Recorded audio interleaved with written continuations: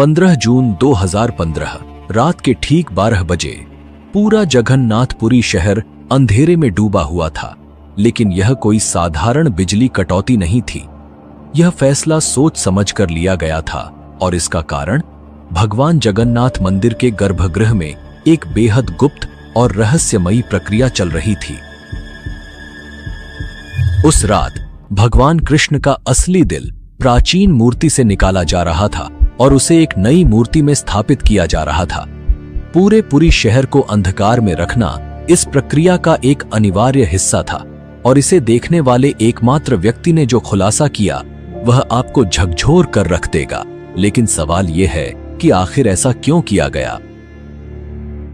और सबसे बड़ा सवाल, क्या वाकई भगवान कृष्ण का दिल 5000 साल से भी ज्यादा समय तक संरक्षित रह सकता है, या यह एक प्राचीन उन्नत उपकरण है जो मांस और मांसपेशियों से नहीं बना?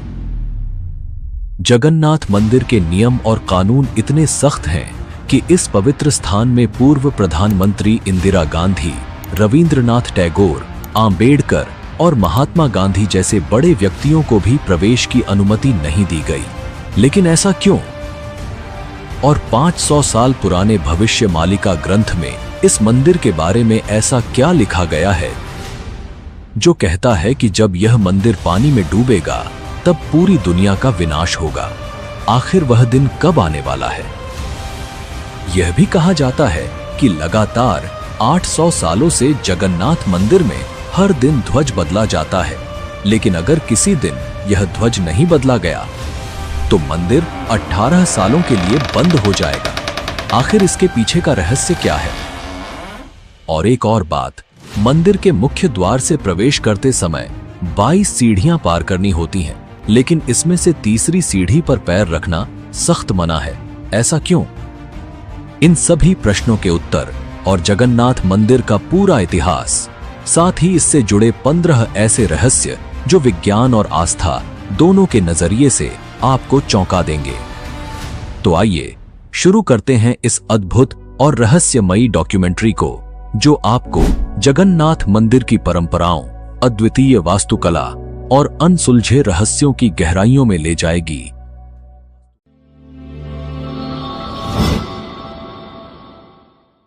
आपने YouTube पर जगन्नाथ मंदिर के रहस्यों के बारे में बार बार एक ही बातें सुनी होंगी, जैसे ध्वज का हवा की विपरीत दिशा में लहराना, समुद्र की ध्वनि का न सुनाई देना, मंदिर के गुंबद की छाया का न दिखना और यहां तक कि मंदिर के ऊपर से पक्षियों का न बैठना।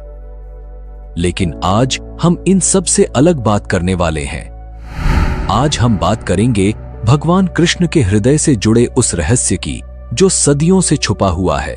हम बात करेंगे भविष्यमालिका की उस भविष्यवाणी की जो पूरी दुनिया को हिला सकती है।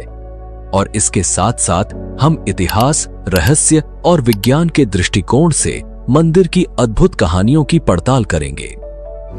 जगन्नाथ मंदिर भारत के ओडिशा राज्य के पुरी शहर में स्थित है और इसे दुनिया के सबसे रहस्यमय मंदिरों में से एक माना जाता है।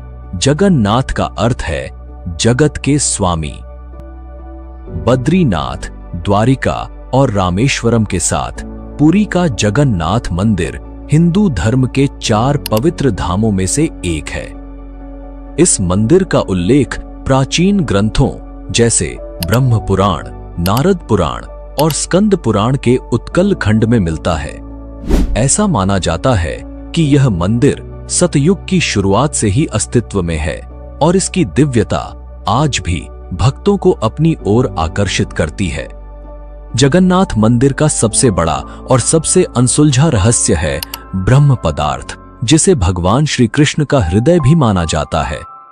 यह ऐसा रहस्य है जो सदियों से भक्तों और वैज्ञानिकों दोनों को हैरान करता आ रहा है। आइए जानते हैं इस दिव्य रहस्य की पूरी कहानी, जहां आस्था और विज्ञान एक दूसरे से टकराते हैं। हर 12 साल में जगन्नाथ मंदिर में एक विशेष और रहस्यमयी परंपरा निभाई जाती है। इस प्राचीन परंपरा के तहत भगवान जगन्नाथ, बलभद्र और सुभद्रा की लकड़ी से बनी पुरानी प्रतिमाओं की जगह नई प्रतिमाओं को स्थापित किया जाता है। लेकिन इन पुरानी प्रतिमाओं में मौजूद एक दिव्य तत्व को संभालकर नई प्रतिमा में स्थानांतरित किया जाता है। इसे ब्रह्म पदार्थ कहा जाता है। यह रिचुअल इतना पवित्र और गुप्त होता है कि इसे निभाने के लिए कई कड़े प्रबंध किए जाते हैं। इस रात पूरी शहर की बिजली पूरी तरह काट दी जाती है। हर जगह अंधेरा कर दिया जाता है। मंदिर की सुरक्षा सीआरपीएफ के कमांड में रहती है और किसी भी व्यक्ति का मंदिर के अंदर आना जाना सख्त मना होता है। इस प्रक्रिया को केवल मंदिर के मुख्य पुजारी ही संपन्न करते हैं, लेकिन उन्हें भी ब्रह्म पदार्थ का रहस्य जानने की अनुमति नहीं होती। इसलिए उनकी आंखों पर पट्टी बांधी जाती है और हाथों में मोटे दस्ताने पहनाए जाते हैं। यह सब इसलिए ताकि वे ना देख सकें और ना ही महसूस कर सकें कि ब्रह्म पदार्थ वास्तव में क्या है।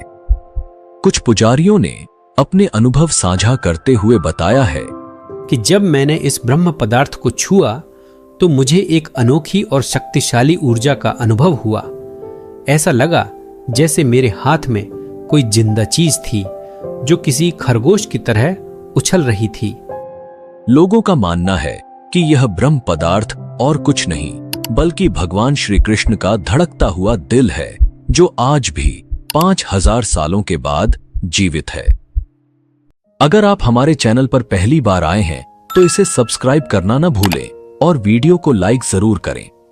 हम सबके मन में यह सवाल जरूर उठता होगा, आखिर भगवान श्री कृष्ण का हृदय यहाँ कैसे आया और क्या यह सचमुच संभव हो सकता है?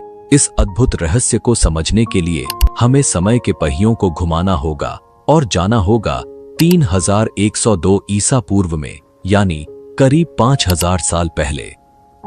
एक ऐसा समय जब भगवान श्री कृष्ण ने अपनी लीला समाप्त कर इस पृथ्वी से विदा ली। महाभारत युद्ध के बाद कुरुक्षेत्र की धरती पर फैले लाखों शव और कौरवों के विनाश ने हर व्यक्ति को झकझोर दिया। इसी विनाश के लिए गांधारी ने भगवान श्री कृष्ण को दोषी ठहराया।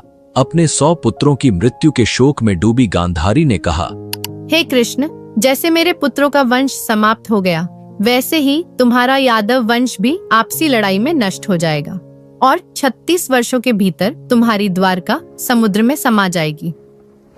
36 वर्षों बाद गांधारी का यह श्राप सत्य साबित हुआ।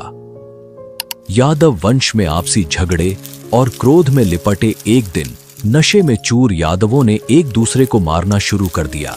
इस घटना के बाद द्वारका समुद्र में डूब गई। यह विनाश स्पष्ट संकेत था कि भगवान श्री कृष्ण का पृथ्वी पर समय समाप्त हो चुका है।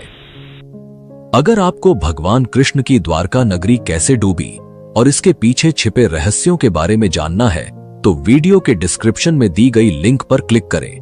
वहां आपको पूरी कहानी विस्तार से जानने को मिलेगी। भगवान श्री कृष्ण जंगल की ओर चले गए। वह एक पीपल के पेड़ के नीचे ध्यानमग्न हो गए। तभी जरा नामक एक शिकारी ने उन्हें हिरण समझकर तीर चला दिया। तीर उनके पैर में लगते ही जरा को अपनी गलती का एहसास हुआ। वह माफी मांगने भगवान के पास पहुंचा। श्री कृष्ण ने मुस्कुराते हुए कहा, डरो मत, यह सब मेरी लीला का हिस्सा है। त्रेता युग में तुम राजा बाली थे।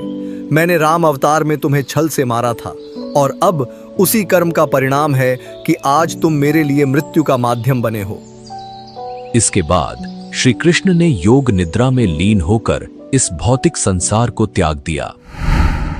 जब अर्जुन को इस दुखद समाचार का पता चला तो वह तुरंत पहुंचे और भगवान का अंतिम संस्कार किया। लेकिन चमत्कार हुआ। भगवान का पूरा शरीर पंच तत्व में विलीन हो गया, सिवाय उनके हृदय के। यह हृदय धड़कता हुआ और ऊर्जा से भरपूर जलने से बच गया। यह दिव्य हृदय, जिसे बाद में ब्रह्म पदार्थ कहा गया। अर्जुन ने भगवान कृष्ण के दिव्य हृदय को एक लकड़ी के मंच पर रखा और उसे पवित्र नदी में प्रवाहित कर दिया। यह दिव्य हृदय नदी में बहता हुआ लंबे समय बाद ओडिशा के महानदी तट पर पहुंचा। उस स्थान पर एक सब्र जनजातीय समुदाय रहता था। इस जनजाति के मुखिया थे विश्ववासु। जब उन्होंने इस दिव्य हृदय को लकड़ी के मंच पर तैरते हुए देखा तो वह चकित रह गए। इस हृदय से एक दिव्य चमक निकल रही थी। विश्ववासु ने तुरंत इसकी दिव्यता को पहचाना और इसे नील माधव के रूप में पूजना शुरू कर दिया। उसी समय मालवा राज्य के राजा इंद्रद्युम्न, जो भगवान विष्णु के परम भक्त थे, ने भगवान नील माधव के दर्शन करने की प्रबल इच्छा व्यक्त की। उनकी यह खोज आगे चलकर भगवान जगन्नाथ मंदिर के निर्माण की आधारशिला बनी। लेकिन आगे बढ़ने से पहले इस वीडियो को एक लाइक करके चैनल को सब्सक्राइब जरूर कर लीजिए, क्योंकि ये आपके लिए 1 सेकंड का काम है, लेकिन इससे हमारी काफी बड़ी मदद होती है। मालवा के राजा इंद्रद्युम्न भगवान विष्णु के परम भक्त थे। एक रात भगवान विष्णु ने सपने में दर्शन देकर आदेश दिया कि वह उनकी दिव्य मूर्ति नील माधव को ढूंढे और उनके लिए एक भव्य मंदिर का निर्माण करे। भगवान ने संकेत दिया कि यह मूर्ति नीलांचल की एक गुफा में छिपी हुई है। राजा ने अपने ब्राह्मण पुजारी विद्यापति को नील माधव की खोज के लिए भेजा। कई दिनों की कठिन यात्रा के बाद विद्यापति ने आदिवासी मुखिया विश्ववासु के बारे में सुना, जो एक गुफा में छिपी इस दिव्य मूर्ति की पूजा करता था।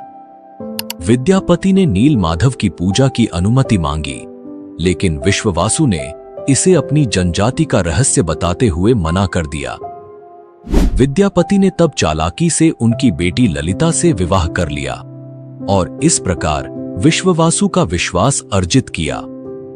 ललिता के माध्यम से विद्यापति ने विश्ववासु को मनाया और उसे गुफा तक ले जाने के लिए राजी कर लिया। यात्रा के दौरान विद्यापति ने चुपचाप रास्ते में सरसों के बीज गिरा दिए ताकि वह वापसी पर रास्ता पहचान सके। जब विद्यापति ने पहली बार नील माधव की मूर्ति देखी तो वह उसकी दिव्यता से मंत्रमुग्ध हो गए। तुरंत उन्होंने राजा इंद्रद्युम्न को इस अद्वितीय मूर्ति के बारे में सूचित किया, लेकिन जब राजा गुफा पहुंचे तो मूर्ति वहां से गायब थी। विश्ववासु ने मूर्ति को छिपा दिया था, यह सोचकर कि राजा इसे अपने साथ ले जाएंगे। इस घटना से राजा इंद्रद्युम्न बेहद दुखी हुए। तभी भगवान विष्णु ने फिर से उन्हें सपने में दर्शन दिए और निर्देश दिया कि पुरी के समुद्र तट पर जाएं। भगवान ने कहा, एक विशाल नीम का पेड़ बहकर आएगा, उसी पेड़ से मेरी नई मूर्ति बनाओ।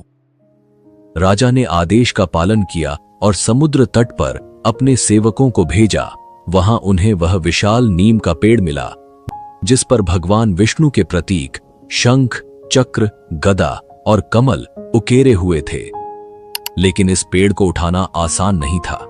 कई प्रयासों के बावजूद पेड़ अपनी जगह से नहीं हिला।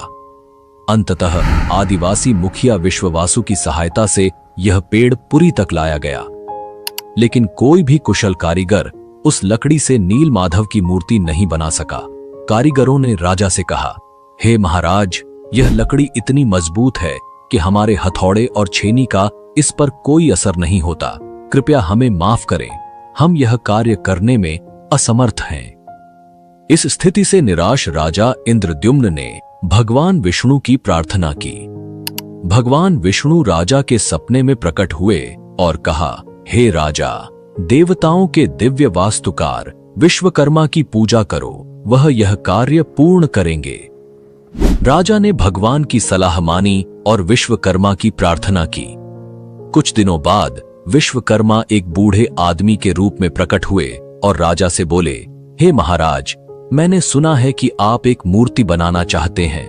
राजा ने पूछा, क्या आप यह कर सकते हैं? विश्वकर्मा ने उत्तर दिया, हाँ, लेकिन मेरी कुछ शर्तें हैं। विश्वकर्मा ने कहा, मैं भगवान विष्णु की मूर्तियां एक बंद कमरे में 21 दिनों में बनाऊंगा। इस दौरान मुझे कोई परेशान नहीं करेगा। अगर किसी ने दरवाजा खोला तो मैं मूर्तियों को अधूरा छोड़ दूंगा। राजा ने इन शर्तों को मान लिया और विश्वकर्मा ने काम शुरू कर दिया। शोर मचाते हुए दरवाजा बंद हुआ। आरा, छेनी और हथौड़े की आवाजें सुनाई दी, लेकिन जब 15 दिन बाद भी कोई आवाज नहीं आई तो रानी गुंडिचा चिंतित हो गईं।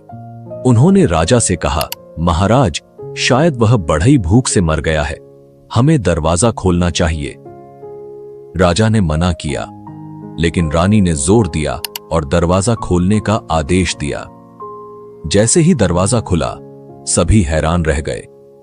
विश्वकर्मा गायब हो चुके थे और पीछे केवल 3 अधूरी मूर्तियां थीं। राजा को बहुत दुख हुआ कि शर्त तोड़ने की वजह से मूर्तियां अधूरी रह गईं।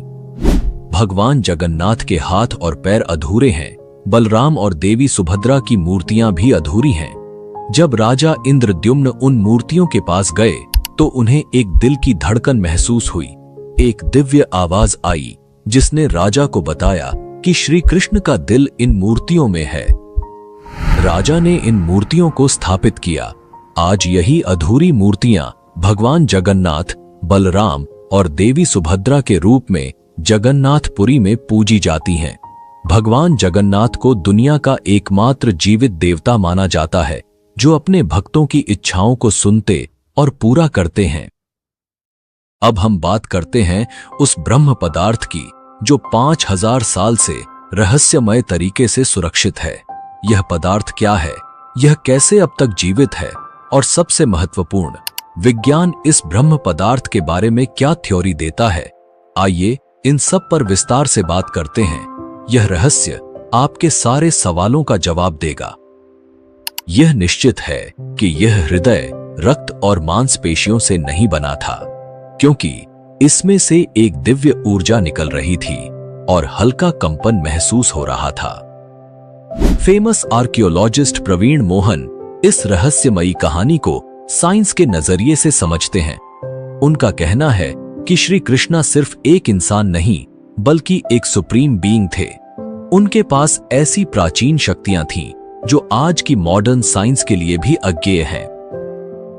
थ्योरी के मुताबिक ब्रह्म पदार्थ, जिसे नील माधव या श्री कृष्ण का दिल कहा जाता है, असल में एक आर्क रिएक्टर है। यह एक ऐसा डिवाइस है जो भयंकर स्तर की ऊर्जा उत्पन्न करने की क्षमता रखता है। इस थ्योरी के जरिए वह जगन्नाथ मंदिर के रहस्यों को समझाने की कोशिश करते हैं। उन्होंने बताया कि जगन्नाथ की मूर्तियां लकड़ी से बनाई जाती हैं, क्योंकि लकड़ी इलेक्ट्रिसिटी कंडक्ट नहीं करती। यह ब्रह्म पदार्थ से उत्पन्न ऊर्जा को नियंत्रित करने का एक तरीका है। करीब 50 साल पहले एक व्यक्ति ने दावा किया था कि उसने इस दिल को देखा था। उसने कहा कि यह दिल चांदी जैसा तरल बहा रहा था और यही तरल लकड़ी को कमजोर कर देता है। यही कारण है कि हर 12 साल में मूर्तियों को बदलना पड़ता है। उस व्यक्ति ने यह भी दावा किया कि दिल को जब प्रकाश में लाया गया तो यह चक्र की तरह घूमने लगा और जोर से वाइब्रेट करने लगा। उसने कहा कि यह दिल अष्टधातु से बना है। इसके अलावा जब इस ब्रह्म पदार्थ को मूर्ति से बाहर निकाला जाता है तो यह सक्रिय न हो जाए, इसे रोकने के लिए पूरी शहर की बिजली बंद कर दी जाती है। यह प्रक्रिया आज भी वैज्ञानिकों और श्रद्धालुओं के लिए रहस्यमयी बनी हुई है। यह था ब्रह्म पदार्थ यानी भगवान कृष्ण के हृदय का रहस्य, जिसे आज तक विज्ञान भी पूरी तरह से सुलझा नहीं पाया है। लेकिन जगन्नाथ मंदिर के सारे रहस्यों को हम एक ही वीडियो में नहीं समेट सकते। इसका दूसरा भाग जल्द ही लाएंगे। अगले भाग में हम जानेंगे भविष्य मालिका ग्रंथ की उन भविष्यवाणियों के बारे में जो जगन्नाथ मंदिर से जुड़ी हैं। जानेंगे कि हर रोज ध्वज क्यों बदला जाता है, अगर 22 सीढ़ियों में से तीसरी सीढ़ी पर कदम रख दिया तो क्या होता है, सुदर्शन चक्र की वो अद्भुत शक्ति क्या है, और 7 बर्तनों में बनने वाली रसोई का क्या रहस्य है। साथ ही ध्वज का हवा की विपरीत दिशा में लहराना, यह सच है या सिर्फ एक मिथक। अगर आपके मन में जगन्नाथ मंदिर को लेकर कोई सवाल है तो हमें कमेंट में जरूर बताएं, हम उसे दूसरे भाग में कवर करेंगे। तो दोस्तों, आपको यह वीडियो कैसा लगा कमेंट करके जरूर बताएं और चैनल को सब्सक्राइब करना ना भूलें। मिलते हैं जगन्नाथ मंदिर के रहस्यों के दूसरे अध्याय में। तब तक के लिए धन्यवाद। जय हिंद, जय भारत।